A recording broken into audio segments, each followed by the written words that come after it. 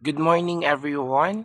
So today we are going to discuss all about making definition. But this time we are going to discuss all about expanded definition. So today our learning objectives is number one, we have to give an expanded definition of words. Next one is we have to observe correct grammar in making definition. But let us have first what is a formal definition. Basically, it is a recap. So it is a formal definition when you have a term, verb, class, and then the distinguishing characteristics.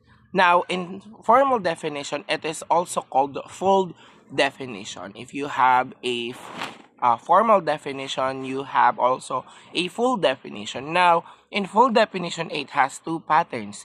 Number one, that is the term, verb, class, distinguishing characteristics. This one is an example of a pattern one of a full definition, which is it has a term, which is the paper, verb, which is, and then class, the material, and then the distinguishing characteristic is used for writing. In a full definition, a paper is a material used for writing. So that is the pattern number one.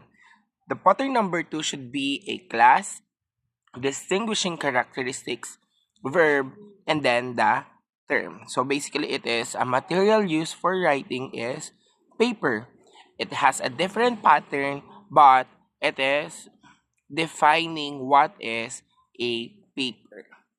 Now, we have to understand what is the four types of expanded definition. But before that, what is expanded definition? When we say expanded definition, it is used to define technical terms with a very detailed explanation, sometimes with the use of examples and visuals. Expanded definition are usually found in academic texts. So it is from Gonzalez et al. 2017.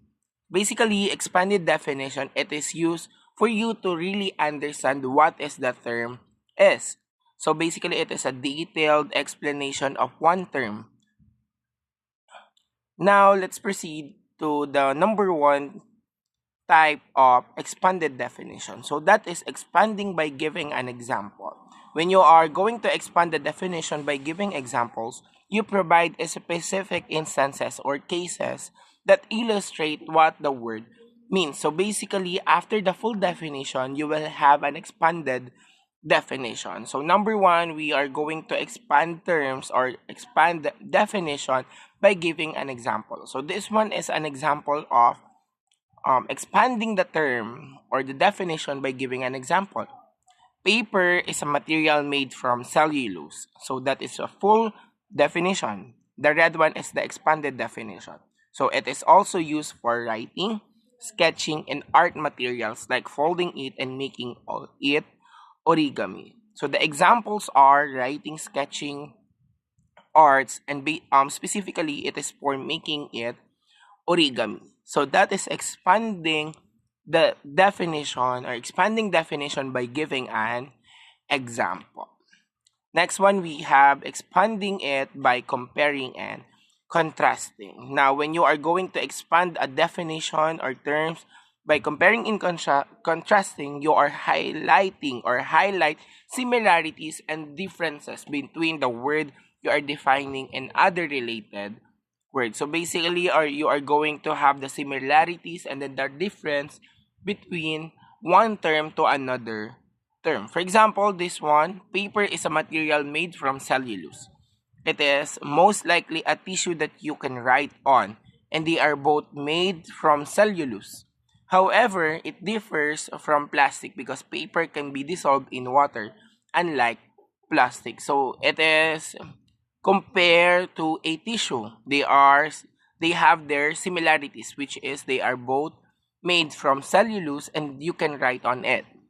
And the next one, the difference. So it is compared and contrast with the plastic, which is the plastic. The plastic cannot be dissolved in water, unlike paper. So that's how you expand the definition by comparing and contrasting. Basically, you are just comparing and contrasting that term to another term so that you can understand it very well. Now, we have expanding by describing a process. Now, when we are going to expand a term or a definition by describing a process, it involves explaining how something is made, done, or works. For example, we have again the full definition of a paper. Paper is a material made from cellulose. So basically, if we are going to expand it by describing a process, it should be like this. It is made by breaking down wood fibers into a pulp, then spread thinly, pressed, and dried to form sheets. So that is what is the process, how we make paper, something like that. That is expanding by describing a process. You are just describing what is the process of a paper. For example, in a human, what is the describing process or how we describe a process of a human? So basically, it is one boy and one girl who are loving intimately. So they produce another woman. So that is how you describe a process. Basically, you are just describing how the term is made or how the term process. So that is expanding by describing a process. Last one is expanding by etymology. When we say expanding by etymology, you are just going to have or involves exploring the origin and history of a word. For example, how it become paper. What is the history of the word paper? So that is etymology. For example, we have here the expanded definition. The word paper comes from the Greek word papyrus, which refers to a type of reed used in ancient Egypt to make a writing material similar to a paper. So that is etymology. What is the history of the word or the term of you are defining? So that's how the four expanded definition works. So we have a describing of expanding by giving an example, expanding by comparing and contrasting, expanding by describing a process, and then expanding by etymology. I hope it helps you, and you can have also class the lecture in our Google Drive for you to really understand what is the four types of expanded definition. If you have any question, you can contact me or you can chat me through your group chat or personal message. That's all. Thank you and have a great day, everyone.